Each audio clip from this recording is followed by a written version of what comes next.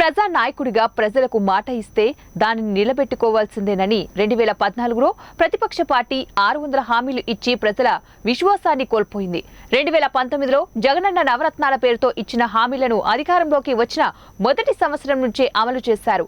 ప్రజలు ఈ వ్యత్యాసాన్ని గమనించి ఇచ్చిన మాట నిలబెట్టుకున్న నాయకుడి వెంటే నడవాలని ఆత్మకూరు నియోజకవర్గ శాసనసభ్యులు మేకపాటి విక్రమ్ రెడ్డి అన్నారు. మండల కేంద్రమైన అనంతసాగరంలో శనివారం మధ్యాహ్నం వైఎస్ఆర్ ఆసరా 4వ విడత సంబరాలకు ఆయన ముఖ్య అతిథిగా పాల్గొన్నారు. తొలుత వైఎస్ఆర్ సభా ప్రాంగణం వద్ద మహిళలు ఏర్పాటు చేసిన పలు స్టాళ్లను పరిశీలించి వారితో మాట్లాడారు.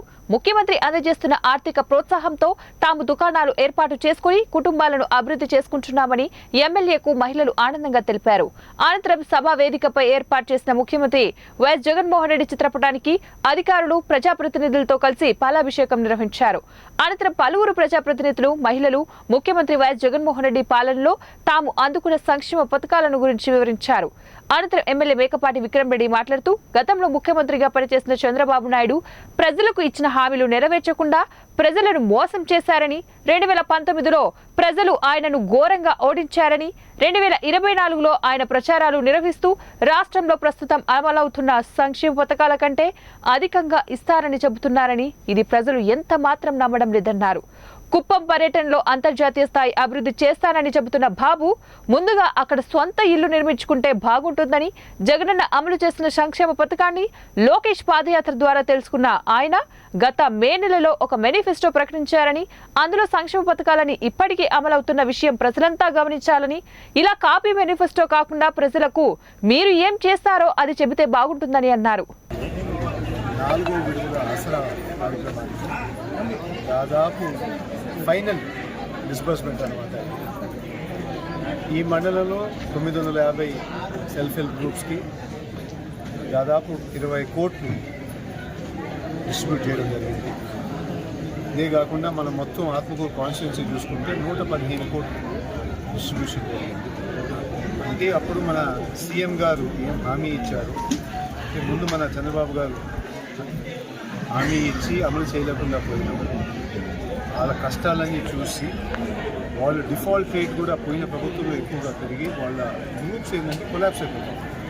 అట్లాంటి పరిస్థితుల్లో ఈ ప్రభుత్వం వచ్చి లేదు నేను 4 విడతల్లో ఆ రుణం తప్పకుండా తీరుస్తానని చెప్పేసి హామీ ఇచ్చి దాదాపు మొత్తం స్టేట్కి 25,000 కోట్లు ఈ ఒక్క స్కీమ్ ద్వారా మళ్ళీ మహిళలందరి గ్రూప్స్ని స్ట్రెంగ్తెన్ చేసి వాళ్ళందరూ ఇప్పుడు మన కంట్రీలోనే టాప్ రీపేమెంట్ గ్రూప్స్గా తయారు చేయడం. అంటే వాళ్ళ డెలిక్వెన్సీ రేటు 0.2 to 0.5% కన్నా తక్కువగానే ఉంటుంది. అంటే one of the best performing assets అనమాట మన బ్యాంకింగ్ దాన్ని. అందుకే ఒక గ్రూప్కి దాదాపు 20 లక్షలు ఇప్పుడు అప్పిచ్చేదానికి బ్యాంక్ ముందరకు వస్తుంది. ఆత్మకూరులో చూసుకుంటే దాదాపు 80,000 మహిళలు ఇప్పుడు సెల్ఫ్ హెల్ప్ గ్రూప్స్లో ఉన్నారు కాబట్టి వాళ్ళందరూ ఇంత పెద్ద ఎత్తున ప్రతి ఒక్క గ్రూప్కి ఒక 20 lakhs అంచనా లోన్ వస్తుంది. బట్ వాళ్ళు కూడా వ్యాపారం చేయడానికి కానీ ఇంకా ఎదిగేదా. అందరికీ నమస్కారం అండి. నేను మీడియా వారికి, అట్లాగే ఆటో డ్రైవర్లకి, అట్లాగే మోటార్ సైకిల్ వారికి, ముఖ్యంగా ఈ యొక్క రోడ్డు భద్రత వారోత్సవాలని మొత్తం మన ప్రపంచం మీద 1 month జరుగుతుందండి. ఈ ముఖ్య ఉద్దేశం ఏంటంటే ఇన్ని కారణాలు. First of all motor cycle వారు హెల్మెట్ ధరించి, అట్లాగనే సెల్ ఫోన్ మాట్లాడుతూ డ్రైవ్ చేయకూడదని, ఎలాంటి మత్తు పానీయాలు సేవించి డ్రైవ్ చేయకూడదని, అట్లా కారు వారికి కూడా తెలియపరచడం ఏంటంటే సీట్ బెల్ట్ ధరించి డ్రైవ్ చేయాలని, అట్లాగనే వాళ్ళు కూడా ఎలాంటి మత్తు పాన ఎవరు ప్రతి ఆపరేటరు వెహికల్ తోలేతను మత్తు పానీయాలు సేవించి వాహనాన్ని నడపకూడదని. తర్వాత ఆటో డ్రైవర్లకు కూడా మెయిన్ ఇప్పుడు ఇవాళ చూసాము, ఉపాధి పనులకు నిమిత్తం వెళ్ళే వాళ్ళు మాత్రం ఎక్కువ మందిని ఎక్కియకూడదని, వాళ్ళ సీటింగ్ ప్రకారమే ఎక్కించుకొని ఇంకొక ఆటో అతను కూడా అవకాశం ఇవ్వండి అని. ఎందుకంటే వాళ్ళు ఒక ఆటోలో 10, 15, 18 మంది వరకు ఎక్కిస్తున్నారు.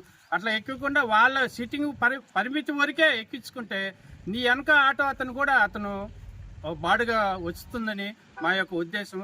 అట్లాగే ఎలాంటి ఓవర్లోడ్ చేయకుండా డాక్యుమెంట్స్ చక్కగా పెట్టుకొని లైసెన్స్ కలిగి ఉండి డ్రైవ్ చేయాలని ఈ యొక్క ప్రతిరోజు ఈ యొక్క ప్రోగ్రాం జరుగుతుంది. ప్రతి జిల్లాలో, ప్రతి గ్రామంలో, ప్రతి మండలాల్లో కూడా జరుగుతుంది. ఈ యొక్క మా DTC గారి ఆదేశాల అనుసారం ఈ యొక్క రోడ్డు భద్రత వారోత్సవాలు జరుగుతున్నాయండి. దయచేసి మీరు ఈ నిబంధనలు పాటించి డ్రైవ్ చేయాలని మా నిబంధనలు కూడా పాటించి డ్రైవ్ చేయాలని మేము కోరుతున్నాం.